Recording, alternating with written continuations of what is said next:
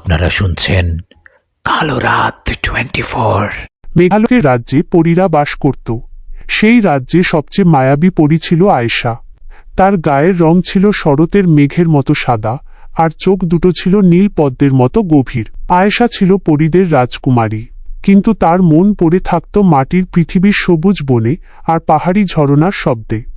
প্রথম দেখা, এক পূর্ণিমা রাতে আয়েশা পরী দলছুট হয়ে পৃথিবীতে নেমে এসেছিল একটি বিশেষ নীল পদ্মের খোঁজে। পাহাড়ের পাদদেশে এক স্বচ্ছ সরোবরের ধারে সে দেখতে পেল এক যুবককে। যুবকটির নাম আরিয়ান। সে একজন চিত্রশিল্পী। নির্জনে প্রকৃতির ছবি আঁকতে সে পাহাড়ে তাঁবু গেড়েছে। বাঁশির সুরে আরিয়ান যখন মগ্ন ছিল, আয়েশা আড়ালে দাঁড়িয়ে সেই সুর শুনছিল। হঠাৎ একটি হরিণকে বাঁচাতে গিয়ে আয়েশা সামনে চলে আসে। আরিয়ান স্তম্ভিত হয়ে গেল, মানবী নাকি দেবী? আয়েশার ডানা থেকে ঝরে পড়া মৃদু আলোয় চারপাশটা অপার্থিব হয়ে উঠল। সেই এক পলকের দেখাতেই শুরু হলো এক নীরব প্রেমের উপাখ্যান, গোপন অভিসার।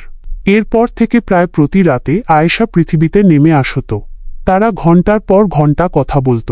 আরিয়ান তাকে শোনাত মানুষের পৃথিবীর সুখ দুঃখের গল্প, আর আয়েশা তাকে বলত আকাশের তারাদের গান। আরিয়ান তার ক্যানভাসে আয়েশার ছবি আঁকত, যা দেখে মনে হতো যেন তুলির টানে কোনো জীবন্ত স্বর্গ নেমে এসেছে।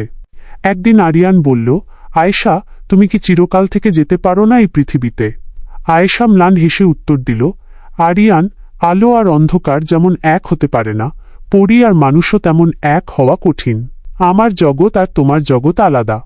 বিরহের সুর ও পরীক্ষা। পরীদের রাজ্যে এই খবর পৌঁছাতে দেরি হল না। পরীদের রাজা, আয়েশার বাবা, অত্যন্ত ক্রুদ্ধ হলেন। তিনি আয়েশাকে বন্দী করলেন এবং আরিয়ানের স্মৃতি মুছে দেওয়ার আদেশ দিলেন। কিন্তু আয়েশার ভালোবাসার শক্তি ছিল প্রবল।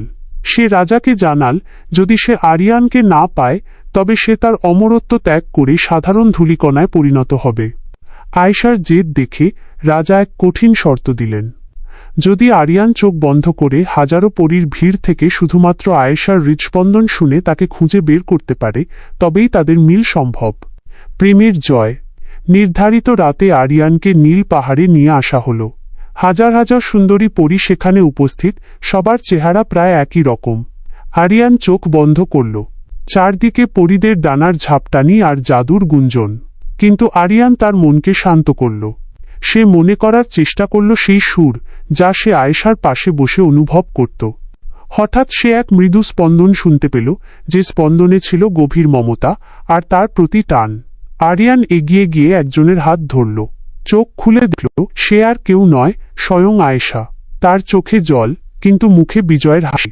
উপসংহার। পরীদের রাজা তাদের সত্যিকারের ক্ষিপ্ত হলেন। তিনি আয়েশাকে মানুষের রূপ নিয়ে পৃথিবীতে থাকার অনুমতি দিলেন, তবে একটি শর্তে, প্রতি পূর্ণিমা রাতে সে তার ডানা ফিরে পাবে এবং তারা দুজন নীল আকাশে ডানা মেলে উড়বে। বলা হয়, আজও সেই পাহাড়ের সরোবরে পূর্ণিমা রাতে এক জোড়া ছায়া দেখা যায়, একজন মানুষ আর একজন পরী, যারা প্রমাণ করেছে যে প্রেম কোনো সীমানা বা জগতের নিয়ম মানে না। গল্পটি আপনার কেমন লেগেছে?